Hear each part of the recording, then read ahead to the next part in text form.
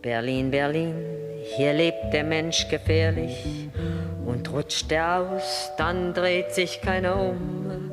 Doch haut er hin, dann ist der Beifall ehrlich. Berlin, Berlin, du bist mein Publikum.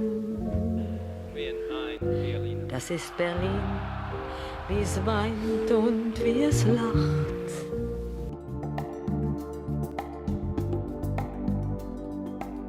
Welcome to a new show of My Berlin. Today I'm visiting Noemi and here she lives. Let me knock.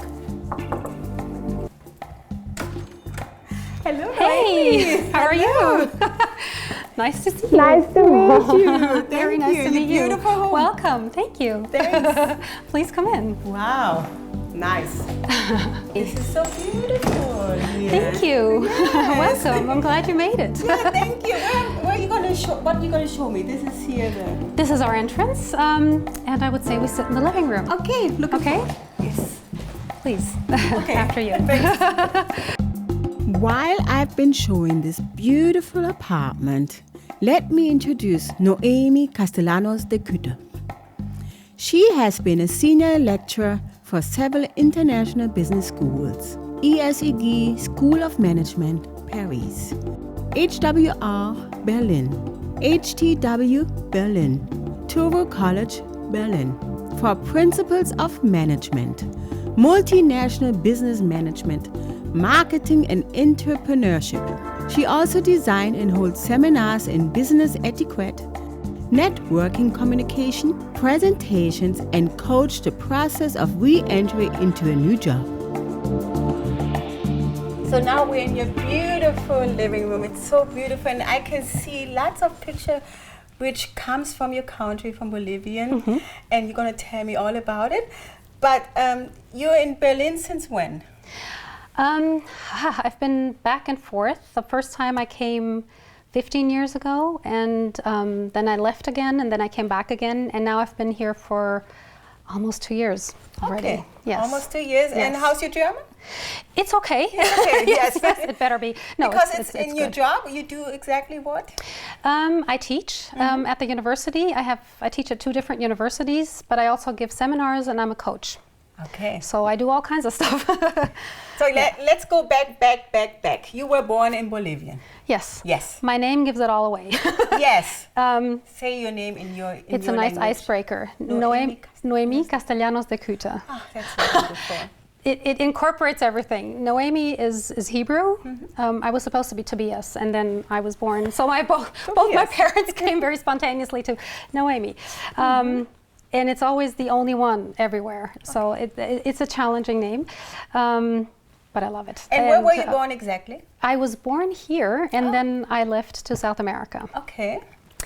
My dad was Bolivian, so Castellanos, and my ex-husband was German, so de Küter. So this unites all the cultures in me. Beautiful. Yeah. How was your growing up in Bolivia? It was very different, I guess, from here. I went to an international school there, and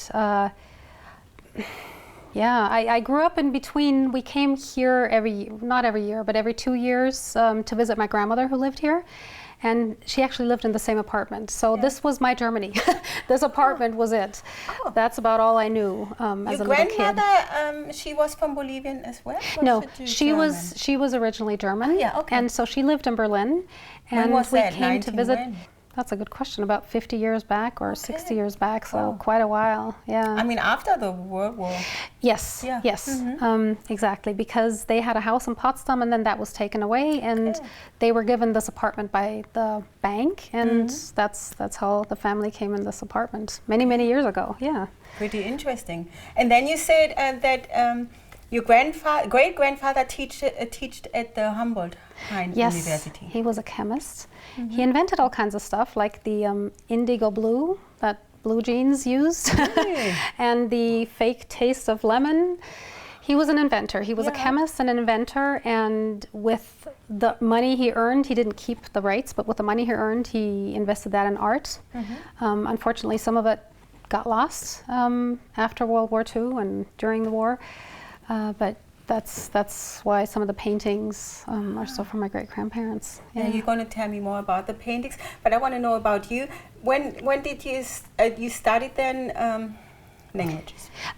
No, I studied international affairs, so politics, and then I got a master's degree in business, and I'm getting a doctorate degree at some point, also in business and international management. Okay. I'm writing my dissertation right now, so yeah. Right. Yeah. And you have 3 kids? Yes, I have 3 kids. I never thought I would have children. I was a career woman, I thought, and then there you go. Never say never. I had 3 kids. Oh, wow. And yes, they're wonderful. Boy, girl. Exactly. 2 boys and a little girl. 2 teenagers. They were born here then? In they were Berlin. all born in Berlin. Okay. Yeah, they're all Berliners. Yes.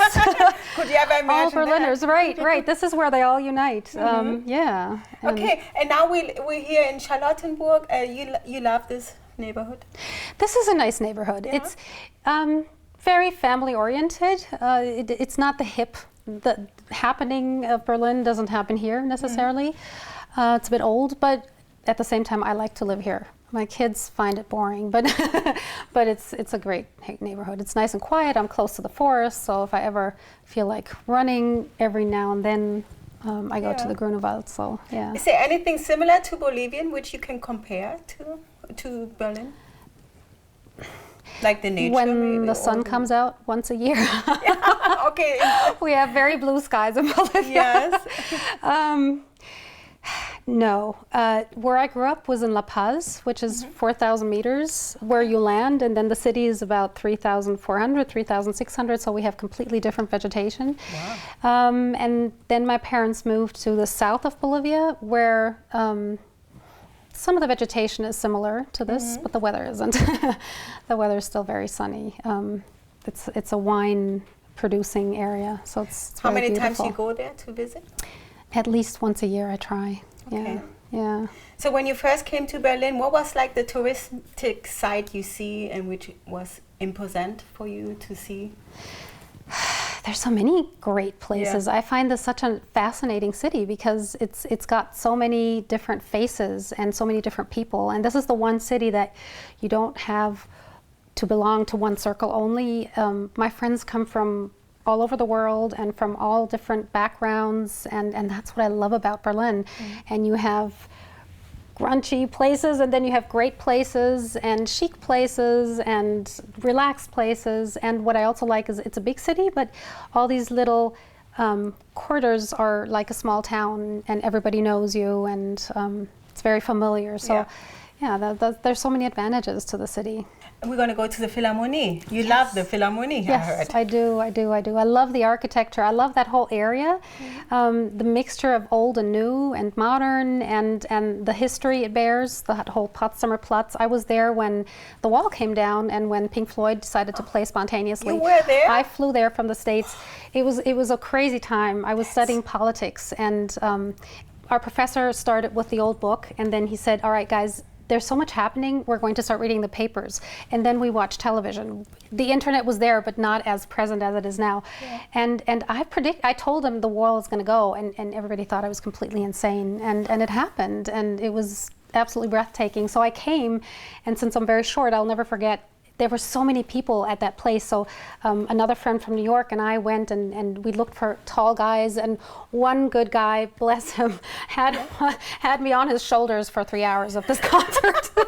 But it was fascinating. It was such a great place. And now, they just decided, well, everything is built and is filled with life and business and stores and whatnot. That's what I love about Berlin. I mean, it's a constant construction site, but at the same time, it's just a lovely place. And this Philharmonie is, the architecture is great. It's intriguing. It's got beautiful colors. My favorite color, golden, somehow it shines. And the acoustics inside are just phenomenal. Oh, we're going to see soon. Amazing. Tell me about this picture behind us. Yeah, this is by, it's drawn by an artist, a Bolivian artist who was from a very small and poor background, and who just became big over the time and just draws, and his paintings express part of the native Indian, Bolivian Indians, the religion, but not because when the Spanish came, they imposed the Christian religion, the Catholic religion upon them, and the religion is always mixed with a lot of the beliefs from the Indians. So you have a lot of superstition, and I think this picture really shows it all together, and a typical flower for there, and the dark Jesus. Yeah. And this got really famous then? This man, Mamani is very famous by now. Yeah. I'm lucky and fortunate to have a painting by him. Yeah. So we're going to go soon. You have lots of pictures with me. What are those pictures from family? You know what? These are just old family pictures. Yes. I mean, I was just looking through these pictures. This I love because when we moved to Bolivia 5 years ago to be with my dad, he was not so well anymore, and 10 months later he passed away. And I'm just so thankful that I spent the 10 months with him. And the kids absolutely loved him, and every morning this is how we woke up. They came into his bed and were woken up by their dad. And my little girl came as a complete surprise. She wasn't necessarily planned, but there she is, and she's our little family angel. And that's this is who I grew up with. This is our gardener and help at home. This was in Bolivia when I was a little girl, and he really hasn't changed. He was a great man. He came after he had 4 children. He came to my mom once in the garden and said, "Señora, my wife is fat again." Why?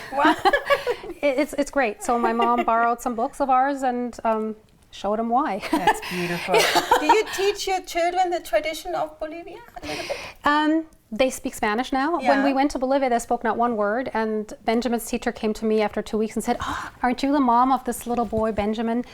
He doesn't hear anything." And I said, "Wow, that explains things." And then it occurred to me, I said, "He doesn't understand you." And the guy looked at me like, "What do you mean he doesn't understand me?" And I said, "Well, he doesn't speak Spanish." They spoke nothing, and they learned by heart and still made it lovely and loved it there. And they really got into everything. I just found this one picture. Oh, that's cute. This is the traditional clothes there, and this was this school was very traditional, and they totally lived by all the traditions. And this is the typical native Indians, how they walk around, and she had a little partner and they had a dance. That's beautiful. She was 3. So. And when we go in the car, you tell me if you know about, is there a huge community of Bolivia? You can tell me in the car. I'll tell you in the car. Yes, we're going to go now. Okay, great. Thank you. You're very welcome. It's sweet. Das ist Berlin, wie es weint und wie es lacht.